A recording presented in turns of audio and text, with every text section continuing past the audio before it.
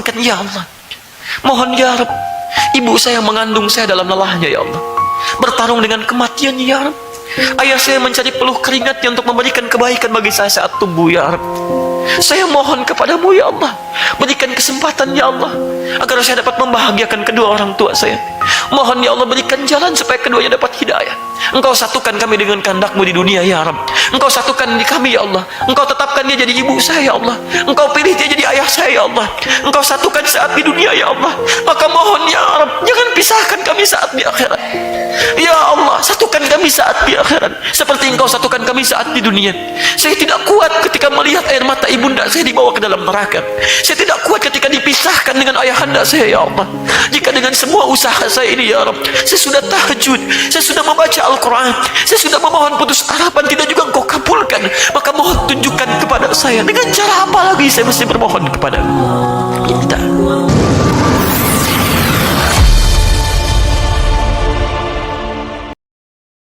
Assalamualaikum warahmatullahi wabarakatuh. Kita ambil pertanyaan yang dari web dulu.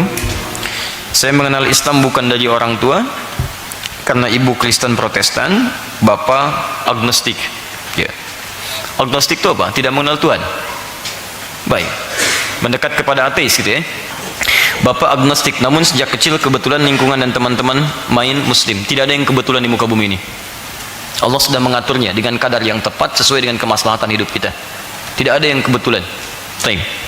Walaupun kedua orang tua seperti itu, mereka memang tidak memaksakan anaknya untuk memilih keyakinan tertentu. Singkat kata, hingga saat ini proses pencarian ilmu, saya melihat kajian demi kajian. Baik, singkatnya, saya sudah melakukan pendekatan dengan memberikan buku sebagai bacaan, mengajak diskusi dan datang kejadian.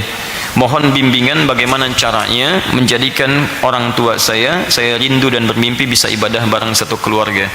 Intinya, orang tuanya mesti, kalau saya baca dari suratnya, masih belum muslim, ya, ibundanya dari Protestan, kemudian bapaknya agnostik, tidak memaksakan ia, dan ia dengan melihat kajian dengan izin Allah Subhanahu wa taala dapat mendapatkan hidayah Allah dan memutuskan untuk masuk Islam.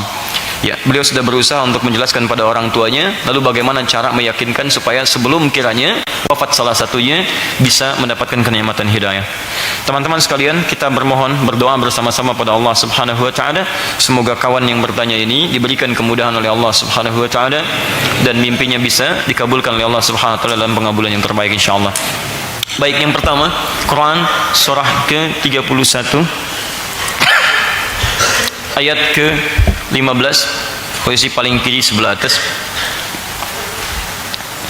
Yang kedua, Quran surah ke-29 ayat ke-69.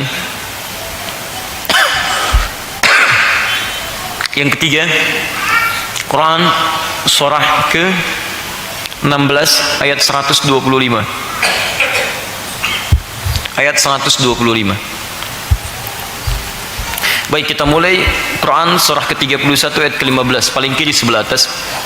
Kadang-kadang ada kondisi didapati seperti Al-Quran sampaikan, dan bila Al-Quran sudah menyampaikan tidak akan pernah keliru penyampaiannya. Lihat kalimatnya, ada orang yang sudah masuk Islam dari kalangan anaknya, Al-Quran menyebutkan orang tuanya dia belum muslim. Maka bagaimana sikapnya? Perhatikan kalimatnya, wa in jahadaka ala an tusyrika bima laysa laka bihi ilmun fala tuti'huma wa sahibhuma fid dunya ma'rufa. Jika orang tua yang berbeda keyakinan itu memaksa Anda untuk mengerjakan amalan-amalan yang menyimpang dari ketentuan Islam, misal mengajak syirik kembali, memaksa untuk mengerjakan satu hal yang dilarang, maka fala tuti'huma, Anda bisa menolak itu dengan cara yang lembut. Jelas ya?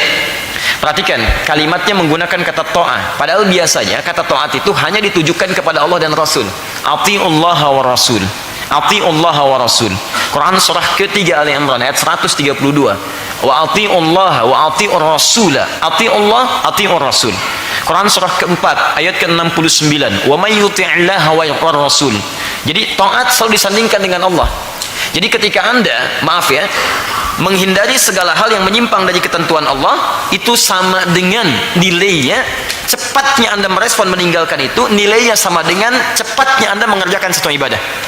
Dia ada pesan dalam Al-Quran, Anda merespon ibadah dengan cepat dalam arti menunaikan perintah Allah, secepat itu pula Anda merespon dengan meninggalkan segala hal yang dilarang oleh Allah. Maka cepatnya Anda merespon segala hal yang dilarang oleh Allah untuk meninggalkannya, disitulah kadar ketaatan Anda kepada Allah Subhanahu wa Ta'ala. Jadi kalimat taat digunakan dalam dua hal. Pertama, taat dalam mengerjakan kebaikan. Misal, adzan berkumandang, Allahu Akbar, Anda cepat sisihkan aktivitas, tunaikan untuk ibadah. Maka ketika Anda merespon dengan cepat ketentuan ibadah, ini menunjukkan ketaatan Anda di hadapan Allah sedang meningkat. Nah, hal yang sama terkait dengan maksiat. Ketika Allah meminta Anda meninggalkan maksiat, fala tuti'huma, kalimatnya menggunakan fa. Fa. Saya sandingkan begini supaya lebih paham. Untuk urusan ibadah yang sifatnya terkait dengan menunaikan perintah, maka ini bagian dari bentuk ketaatan kita kepada Allah. Responnya menggunakan fa. Dalilnya Quran surah kedua ayat 186, posisi paling kiri sebelah bawah. Perhatikan kalimatnya. Wa idza sa'alaka 'ibadi 'anni fa inni qarib ujibu da'watad da'i idza da'ani. Lihat, Muhammad, jika hamba-hambaku bertanya padamu tentang aku, mereka ingin mencariku, katakan kepada mereka, jangan cari lelah dengan itu semua. Aku dekat. Aku dekat. Dan lihat, jika hamba ini membutuhkanku, berdoa kepadaku, aku akan kabulkan itu kapanpun dia minta. Kalau ingin cepat dikabulkan, maka responlah seruanku. Seruan yang dimaksudkan tunaikan ibadah. Nah, ketika Allah meminta kita merespon untuk menunaikan ibadah, kalimatnya menggunakan fa. Fal yastajibuli. Ketaatan berupa perintah diikat dengan fa. Artinya, semakin cepat Anda mengerjakan perintah Allah, ini menunjukkan ketaatan Anda di hadapan Allah sedang meningkat dan kuat. Hasilnya, ketika Anda memohon kepada Allah, maka Allah pun akan cepat mengabulkan apa yang Anda mohonkan. Jelas? Ini konsep dasarnya. Jadi kalau Anda diminta oleh Allah mengerjakan satu ibadah, misal Allahu Akbar, maghrib. Anda sudah tahu itu panggilan, respon Anda cepat. Ini menunjukkan bahwa ketaatan Anda sedang kuat. Tapi kalau sudah adzan berkumandang, Anda dipanggil, Anda belum tergerak misalnya, maka ini menunjukkan ketaatan Anda di hadapan Allah sedang menurun. Apalagi kalau ada kalimat yang tidak menyenangkan. Akhi, sudah adzan, ayo siap-siap. Baru adzan, belum qomat. Tenang aja, hujan, ustaznya paling terlambat. Tuh. Ya, misal, ini bermasalah. Nah, sama persis kaidah dalam bentuk ibadah yang berupa larangan meninggalkan yang tidak diinginkan oleh syariat. Misal, kata Allah, jika ada ajakan-ajakan untuk menyimpang dari ketentuan Allah, apalagi yang berbau syirik misalnya, mengajak Anda menyembah misalnya hal selain Allah, datang ke tempat ibadah agama lain untuk menikmati ibadah-ibadah mereka dan sebagainya, misal, ya, maka kalimatnya sama persis menggunakan fa, sekalipun itu datang dari orang tua Anda. Perhatikan, Quran surah ke-31 ayat ke-15, paling kiri sebelah atas. Wa in jahadaka ala an tusyrika bima laisa laka bihi ilmun fala tuti'huma. Pakai fa. Ini pakai fa, sana pakai fa. Jelas? Sekarang lihat persamaannya. Ketika Anda cepat meninggalkan segala yang dilarang ini, kalimatnya menggunakan huruf fa, maka ini pun menandakan ketaatan Anda di hadapan Allah Subhanahu wa taala sedang meningkat. Maksud saya, coba lihat keseimbangan cara berpikir ini. Jangan-jangan dua konsep ini belum maksimal dalam hidup kita. Al-Quran memberikan dua pandangan ini seakan-akan menyandingkan dua hal. Perhatikan ya, ini yang paling dahsyat. Orang yang cepat merespon perintah Allah, maka seketika itu akan hadir dalam dirinya keinginan kuat untuk cepat meninggalkan segala yang dilarang oleh Allah. Jadi selalu ada sesuatu yang beriringan, sama, serupa, equal. Jadi kalau antum semakin meningkat ketaatannya, senang ibadah, maka antum pun semakin cepat meninggalkan maksiat.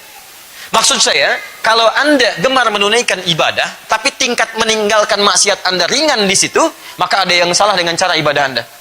Karena orang yang cepat merespon ibadah akan cepat meninggalkan maksiat. Makanya kalimat-kalimat maksiat tuh kalimatnya cepat. Tinggalkan istighfar. Quran surah 3 ayat 133. Paling kanan sebelah atas. Wasari'u ila maghfirah. Bahkan ketika salah, dia bergegas untuk memohon ampunan kepada Allah. Coba antum koreksi diri ya. Jangan-jangan rajin tahajud tapi maksiat cepat juga dikerjakan. Itu poinnya. Ya. Ini poinnya. Awas. Taklimnya rajin, cepat. Ada info, langsung respon. Tapi Masya Allah, nyela orang juga rajin. Ya, pada orang tua juga tidak baik. Saya tidak menginginkan ada Anda di antara Anda datang belajar macam-macam tapi membuat orang tua Anda menangis. Ya, dan sebagainya. Nanti ikuti kajian tentang al-adabul mufrad. Nah, ini poinnya teman-teman sekalian. Nah, apa kaidahnya? Hebatnya di sini. Ketika orang tua berbeda keyakinan dengan anaknya, kata Al-Quran, dalam urusan akidah, itu zero tolerance. Toleransi terbaik adalah zero tolerance. Saling menghargai dengan tetap memberikan dakwah yang terbaik. Bagaimana cara dakwahnya? Lihat baik-baik. Orang tua Anda adalah ibu yang melahirkan Anda. Ayah yang penuh dengan keringatnya bisa memberikan yang terbaik untuk Anda. Sekalipun Anda kemudian menolak dengan cepat dengan cara yang lembut, tapi Anda tidak boleh meninggalkannya untuk mendakwahi keduanya. Caranya, wasahibhuma fid dunya ma'rufa. Satu, temani ia dalam hal urusan dunia dengan cara terbaik. Ini dakwah pertama.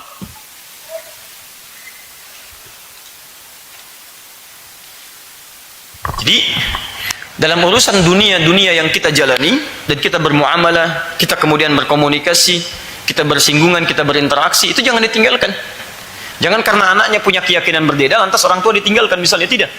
Ya, silahkan tetap tanya, tengok, berikan senyuman, ada rizki kemudian beli oleh-oleh, sampaikan pada keduanya, berikan alhamdulillah, saya ada ini beberapa hal yang kira-kira bisa membuat mama bisa lebih baik. Ini ma, silahkan. Kamu dulu nggak begini, sekarang kok bisa begini.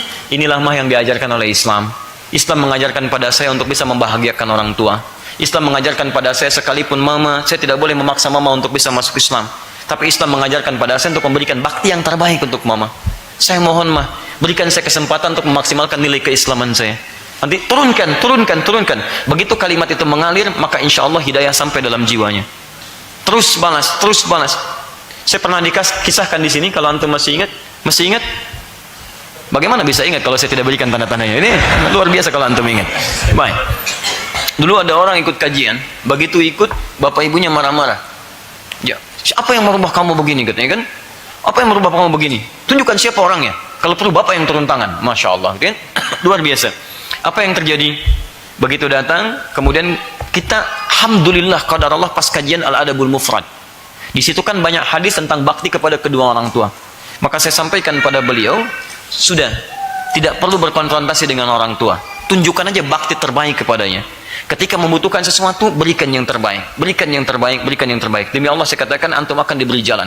Bermohonlah kepada Allah Subhanahu wa taala.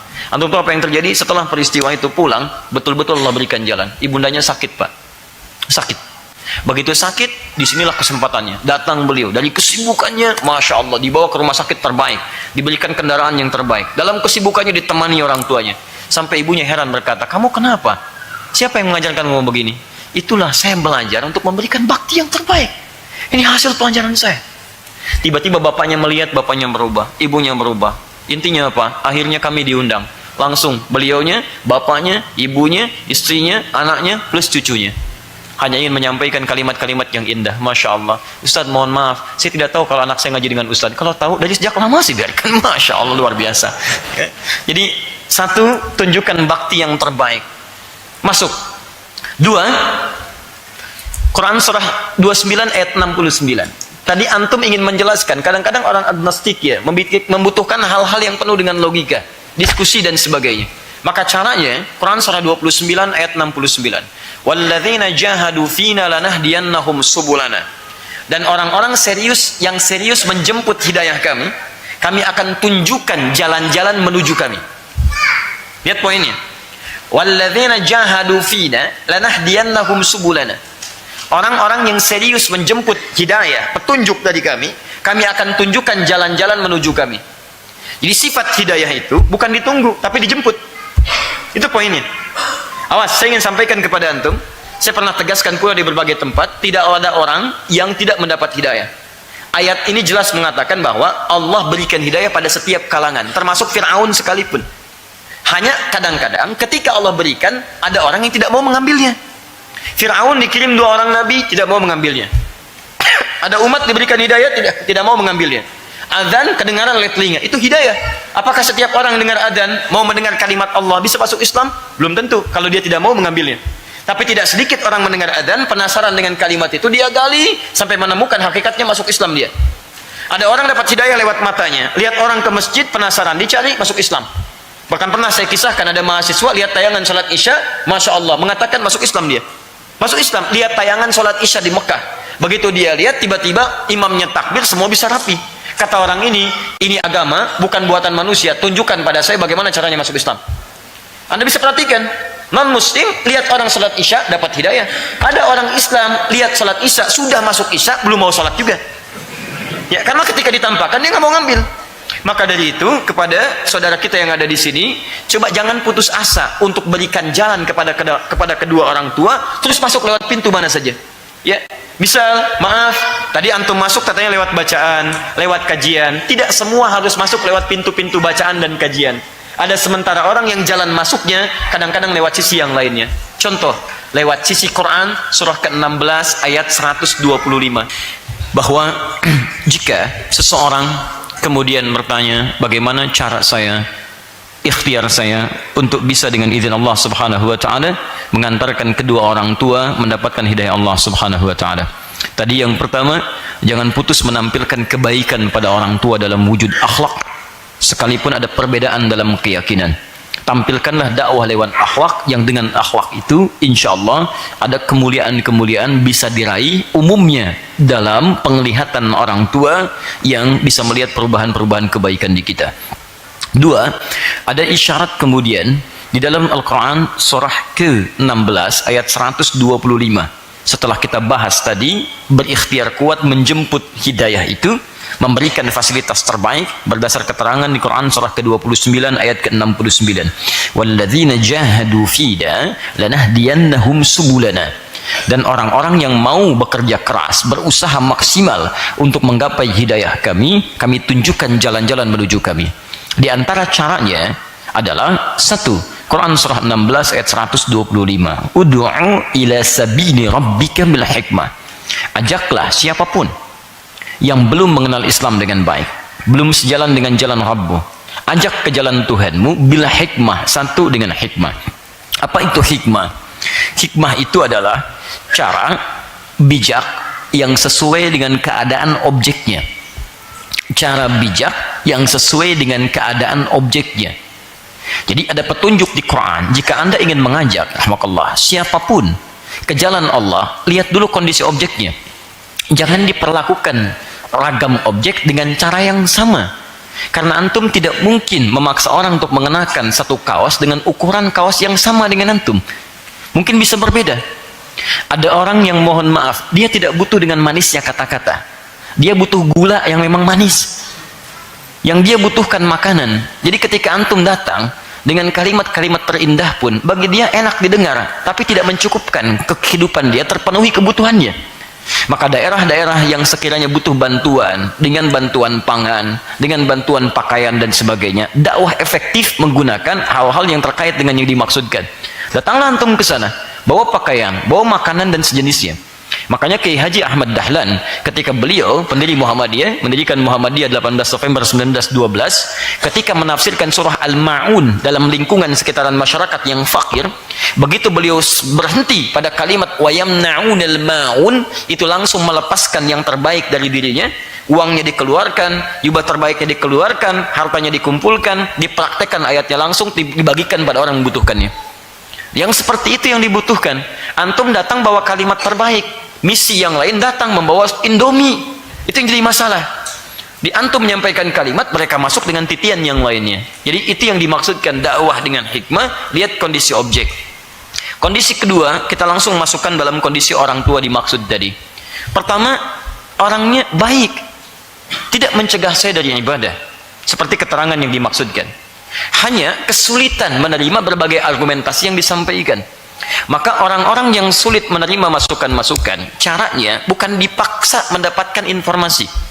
Cara pertama yang disampaikan oleh Al-Quran adalah menghadirkan, rumus ini catat dengan baik, menghadirkan doa kepada Allah Subhanahu wa ta'ala agar Allah berkenan melembutkan hatinya. Ini dulu poinnya. Kalau Anda berdakwah pada seorang yang keras hati, maka jangan paksakan untuk menyampaikan kalimat, gak akan sampai dalam jiwanya. Persoalannya antum tidak bisa mengendalikan hati orang. Bukan hanya dalam berdakwah, dalam dunia bisnis misalnya, antum pimpinan, boleh antum meminta karyawan mengerjakan berbagai hal, tapi antum tidak bisa mengatur isi hatinya. Mas, sini, tolong kerjakan ini. Siap Pak. Baru jalan, Mas sini, nanti kerjakan ini. Siap Pak. Lisannya siap, tapi hatinya belum tentu. Baru tadi, sekarang disuruh lagi. Besok saya jadi bos, awas kamu. Misal, ya, padahal dia jadi bos, dia udah pensiun. Ya, udah gak nyambung. Tapi perasaan itu bisa hadir. Nah, Anda tidak bisa mengendalikan hati orang. Hati itu hanya bisa diatur oleh pemilik hati. Siapa dia? Allah subhanahu wa ta'ala. Makanya ketika hati kita pun goyah, kadang naik turun dalam iman, ketika naik kita mohon kepada Allah untuk dikuatkan. Mohonnya ke Allah. Anda saja tidak bisa mengendalikan hati Anda, apalagi mau mengendalikan hati orang lain. Maka Anda mohonkan kepada Allah, ya muqallibal qulub, tsabbit qulubana ala dinik.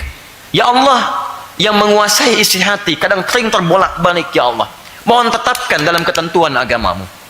Maka itulah kemudian banyak contoh-contoh orang yang keras bukan cuman hatinya, bahkan keras hati muncul ke fisik. Dia ada yang keras dalam hati tapi tidak muncul ke fisik.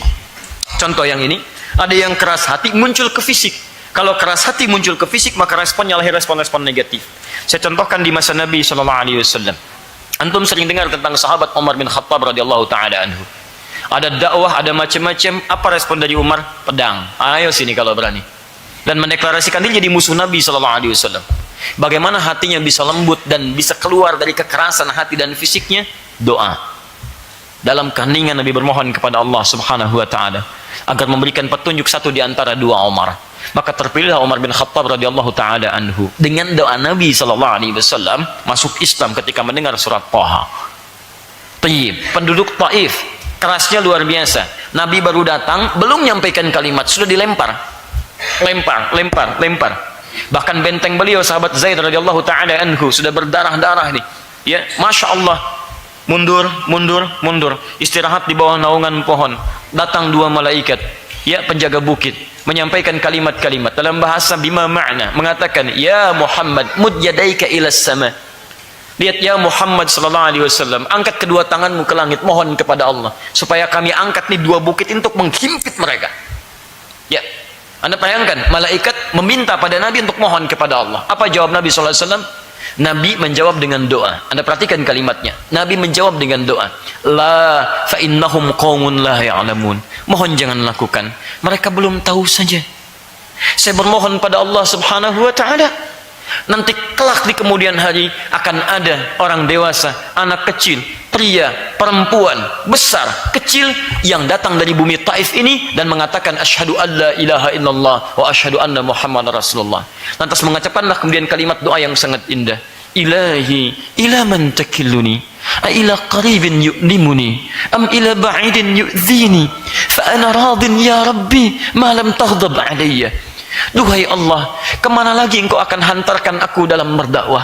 Apakah tempatnya masih dekat dari sini, yang ketika saya sampai di tujuan saya akan disakiti lagi? Ataukah tempatnya masih jauh dari sini, yang ketika saya tiba saya pun akan dilempari lagi? Saya tidak apa-apa ya Allah, saya ridha dengan semua itu. Silahkan meskipun harus disakiti, sepanjang engkau tidak marah terhadap saya. Begitu kalimat itu sampai, Allahu Akbar, turunlah undangan untuk menunaikan Isra dan Mi'raj. Dan apa yang terjadi? Sampai dengan dakwahnya itu kemudian berlangsung, masuk Islam penduduk Taif. Doa, teman-teman. Bayangkan, lempar batu, ya, keluarnya apa? Doa. Bukan lempar batu sembunyi tangan. Lempar batu, tangan keluar. Mohon jadi hasil tuh. Ya, bukankah Nabi Musa berhadapan dengan Firaun? Kalimat pertama apa yang dimohonkan kepada Allah ketika Musa akan berangkat kepada Firaun? Doa. Rabbi syrahli sadri wa yassirli amri wahlul 'uqdatan min lisani yafqahu qauli. Dikabulkan tidak oleh Allah? Dikabulkan, karena kalimat doanya minta kepada Musa, bukan minta kepada Firaun. Firaun itu orangnya kasar. Kasarnya bukan dengan tindakan, lisannya kasar. Kasarnya lisan bisa menghasilkan konsekuensi kematian. Saya tidak suka dengan rambutnya tuh. Tolong pisahkan kepala dari badannya. Kepala dari badan. Ini contoh mas ya, bukan antum, contoh. Firaun, contoh. Jadi bukan nyuruh nyukur, pisahkan kepala dari badannya. Hanya dengan kalimat keluar instruksi eksekusi mati. Kata rahib yang mengatakan akan ada lahir bayi bisa mengancam kekuasaan. Mulai hari ini coba dampingi setiap perempuan yang mengandung oleh algojo. Perhatikan, awasi. Lahir perempuan, biarkan hidup. Laki-laki, eksekusi, seketika sembelih. Diabadikan di Quran. Keluar kalimat, dilakukan. Dan jadi kisah tragis yang direkam dalam Al-Quran. Surah kedua ayat 49, paling kiri sebelah atas. Wa idh najjaynakum min ali fir'auna yasumunakum su'al 'adzab yadhbihuna abna'akum wa yastahyuna nisa'akum.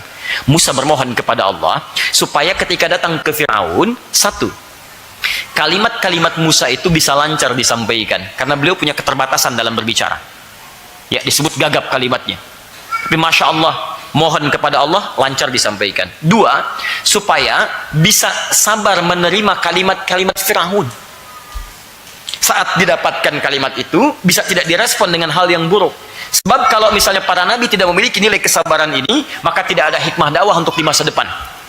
Ya, kalau tidak ada nilai Rabbi shrah li sadri, ya Allah lapangkan hati saya, supaya kalau Firaun mencerca menghina saya tidak membalas dengan doa yang buruk. Padahal bisa Musa mengatakan, ya Allah, ini manusia paling menyebalkan di muka bumi, wafatkan sekarang ya Allah.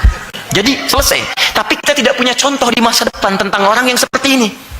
Paham ya? Baik, dikabulkan oleh Allah. Musa tidak memohon kepada Allah untuk memberikan hal-hal sesuatu yang positif bagi Firaun dalam konteks langsung dapat hidayah. Musa ditugaskan untuk menyampaikan risalah, Firaun menangkap hidayah itu. Dia mau ngambil atau tidak? Jelas ya? Dan Musa bermohon kepada Allah, dilapangkan hatinya, diberikan kemudahan, dikabulkan oleh Allah Subhanahu wa taala. Paham sampai sini? Baik. Jadi, saya menganjurkan pertama, coba malam, dan malam itu lebih menyentuh. Suasananya tidak seramai siang. Jadi kalau kita menunaikan sholat, bermohon dalam sujud, itu cepat sekali. Saya berikan rumus cepatnya. Satu, coba Ananda atau sahabat saya ini, saya mohonkan kepada Allah diberi kekuatan untuk bangun malam. Di malam hari Anda bermohon kepada Allah. Cara memohonnya, satu, Anda bisa tunaikan, satu dalam sujud sholat tahajud. Ya, isyarat ini ada di Quran surah ke-73 ayat yang ke-6, itu tentang sholat bangun malam ya. Kemudian dalam sujudnya itu ada di Quran surah ke-48 ayat 29. Jadi Anda bangkit tunaikan sholat, malam harinya Anda bermohon kepada Allah. Kenapa malam? Dijawab di Quran surah 73 ayat ke-6. Inna nasyi'atal laili hiya ashaddu wat'a wa aqwamu qila. Sungguh kalau Anda bisa bangkit di malam hari, sholat di malam hari, maka bangun malam itu ashaddu wat'a. Kalimat-kalimatnya lebih menyentuh kepada jiwa. Wa aqwamu qila, dan setiap perkataan yang kita keluarkan lebih kuat tertanam kepada jiwa. Di ketika antum bisa bangun malam, gak percaya silahkan bangun malam, tunaikan sholat, berdoa, itu akan lain dengan sifat siang. Ada kekuatan tersendiri. Lalu dalam sujud antum mohonkan. Apa dalilnya? Quran surah 48 ayat ke-29. Muhammadur Rasulullah walladzina ma'ahu asyidda'u 'alal kuffar ruhama'u bainahum tarahum ruk'a sujada yabtaguna fadla minallahi wa ridwana. Tarahum, umat Muhammad itu Anda akan lihat dia rajin ruku dan sujudnya. Dan dalam ruku dan sujud, khususnya saat sujud, dia bermohon kepada Allah Subhanahu wa taala segala keutamaan dunia dan akhiratnya. Jadi ada yang membedakan antara doa dalam sujud dengan doa-doa di luarnya. Kalau Anda sedang sujud, kata Quran, minta yang paling utama, jangan minta yang biasa. Jadi kalau Anda sedang kuliah, minta nilai yang utama, minta ilmu yang utama. Kalau Anda sedang bekerja, minta rezeki yang paling utama. Kalau Anda di rumah tangga, minta keberkahan yang paling utama. Jangan nanggung. Termasuk kalau minta surga yang paling utama. Jangan nanggung, mohon, minta. Nah, tidak ada permintaan yang paling indah kecuali memohon kepada Allah Subhanahu wa taala dalam kasus ini supaya orang tua mendapat hidayah dari Allah Subhanahu wa taala. Gak ada yang bisa dipertaruhkan dibandingkan dengan orang tua dapat hidayah, dibandingkan dengan rezeki yang akan mendapatkan dalam kehidupan. Uang gak ada sekarang, besok bisa dicari, tapi hidayah dari mana kita bisa menantinya? Paham ya? Ini bagian. Jadi minta kepada Allah. Nah, kemudian bahasa doa itu saya ajarkan kepada antum, tolong kalau antum minta dalam berdoa, cari bahasa yang kuat, yang menyentuh. Ya. Quran surah ke-7 ayat 205. Wadhkur rabbaka fi nafsika tadarruan wa khifatan wa dunal jahri binal qaul. Ayo sebut, mohon kepada Allah, zikir, berdoa. Ya, fi nafsika wadhkur rabbaka, minta kepada Allah dengan dorongan diri yang kuat dalam jiwa kita. Jadi kalau mau minta sepenuh jiwa dengan bahasa-bahasa yang menyentuh. Coba antum perhatikan Nabi Zakaria ketika bermohon kepada Allah. Lihat kalimatnya. Ya, Quran surah ke-19. Dari ayat 3 sampai dengan ayat ke-9-nya lah ya, paling atas kanan atas sampai dengan ke bawahnya. Nanti dikabulkan di ayat 11 sampai dengan 13 ya. Poin saya, lihat sini. Qala rabbi inni wahanal azmu minni washta'ala ra'su syaiba wa lam aqum bidu'aika rabbi syaqiyya. Duhai Allah, hamba tidak pernah putus harapan dalam bermohon kepadamu. Orang katakan hamba mustahil punya keturunan. Tapi ya Rabb, hamba yakin hanya Engkau yang tidak punya batas dalam pemenuhan. Hanya Engkau yang tidak punya batas dalam pengabulan. Hanya Engkau yang tidak punya batas dalam kuasa. Hamba telah bermohon kepadamu sampai fisik hamba letih, rambut hamba memutih, tapi hamba tidak punya putus harapan. Tidak pernah putus harapan dalam jawaban dan kuasamu. Kalau kepada yang maha tidak punya batas saja, kalau sampai saat ini belum dikabulkan juga, mohon tunjukkan kepada hamba dengan cara apa lagi hamba mesti memohon. Maka ketika kalimat itu mengalir, saya kasih gambaran begini ya. Ada yang minta di depan-depan rumah Anda, cuman 5 detik. Pak, kasih Pak, Bu, kasih Bu. 5 detik, dikasih nggak? Belum tentu. 5 hari di depan rumah antum. Pak, kasih Pak, Bu, kasih Bu. Dikasih nggak? Keterlaluan kalau antum nggak ngasih. Minimal, supaya dia pergi. Minimal. Antum saja manusia yang tidak punya sifat rahim bisa memberi. Masa Allah yang punya sifat rahim tidak memberi? Makanya ketika seseorang memohon dengan kalimat yang kuat, Allah kabulkan. Dan hebatnya, kapan kalimat itu dimohonkan? Saat sholat. Dalilnya mana? Quran surah ketiga Ali Imran ayat 38 sampai ayat 39. Paling kanan sebelah atas. Dia tunaikan di mihrab. Dia memohon kepada Allah. Lihat kalimatnya. Hunalika da'a Zakaria rabbah. Di mihrab itulah Nabi Zakaria bermohon kepada Rabbnya. Qala rabbi habli min ladunka dzurriyyatan thayyibah innaka sami'ud du'a. Duhai Allah, mohon ya Rabb. Mereka mengatakan semua saya tidak mungkin punya keturunan. Maka saya bermohon kepadamu yang tidak punya batas dalam kemungkinan. Hamba yakin ya Allah, innaka sami'ud du'a. Engkau yang maha mendengar doa hamba. Kalau pada yang tidak punya batas, pada yang maha mendengar doa belum dikabulkan juga, lantas kepada siapa lagi hamba mesti memohon ya Rabb? Mohon ya Rabb. Indah teman-teman, minta. Di ketika Anda mohonkan dengan bahasa yang kuat, itu pengabulan itu cepat. Dia mengetuk pintu arasy. Mohonkan ya Allah. Mohon ya Rabb. Ibu saya yang mengandung saya dalam lelahnya ya Allah, bertarung dengan kematian ya Rabb. Ayah saya mencari peluh keringatnya untuk memberikan kebaikan bagi saya saat tumbuh ya Rabb. Saya mohon kepadamu ya Allah, berikan kesempatan ya Allah, agar saya dapat membahagiakan kedua orang tua saya. Mohon ya Allah, berikan jalan supaya keduanya dapat hidayah. Engkau satukan kami dengan kehendak-Mu di dunia ya Rabb. Engkau satukan di kami ya Allah. Engkau tetapkan dia jadi ibu saya ya Allah. Engkau pilih dia jadi ayah saya ya Allah. Engkau satukan saat di dunia ya Allah. Maka mohon ya Rabb, jangan pisahkan kami saat di akhirat. Ya Allah, satukan kami saat di akhirat seperti Engkau satukan kami saat di dunia. Saya tidak kuat ketika melihat air mata ibunda saya dibawa ke dalam neraka. Saya tidak kuat ketika dipisahkan dengan ayahanda saya ya Allah. Jika dengan semua usaha saya ini ya Rabb, saya sudah tahajud, saya sudah membaca Al-Quran, saya sudah memohon putus harapan, tidak juga Engkau kabulkan, maka mohon tunjukkan kepada saya dengan cara apa lagi saya mesti bermohon kepadamu. Minta. Dan itu kuat. Itu kuat. Mustahil bagi Allah yang punya sifat Rahman dan Rahim tidak memberikan jawaban terbaik. Mustahil. Saya yakin teman-teman, Anda punya kesulitan apapun, doa itu senjata kita, alat kita mendekat kepada Allah Subhanahu wa ta'ala. Mohonkan dengan bahasa yang kuat, yang lembut. Dan yang ketiga, yang terakhir, sifat doa itu kalau ingin cepat dikabulkan, arahkan pada kepentingan ibadah. Perhatikan Nabi Ayyub alaihissalam, Quran surah ke-21 ayat 83 sampai 84, paling kiri sebelah atas. Dan kalimatnya dibuka dengan fathah. Fathah itu dari kata fataha, infitah, sesuatu yang terbuka. Jika ada kisah di masa lalu dibuka dengan fathah, itu artinya kisah itu dibuka sebagai petunjuk bagi masa generasi setelahnya.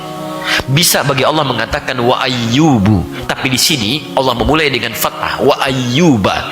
Cara membacanya, dan kami buka kisah Ayub untuk menjadi inspirasi bagi orang-orang generasi setelahnya yang punya masalah dengan diri beliau, masalah yang sama dengan yang dialami. Lihat, innada rabbahu anni massani yadhurru wa anta arhamur rahimin. Kuat sekali. Ayub alaihissalam, Nabi Rasul, dekat dengan Allah, sangat disayang oleh Allah. surganya jelas terjamin. Tapi status beliau sebagai nabi, rasul yang sangat disayang itu tidak menghentikan fitrah kehidupan untuk mendapatkan ujian. Nabi pun diuji.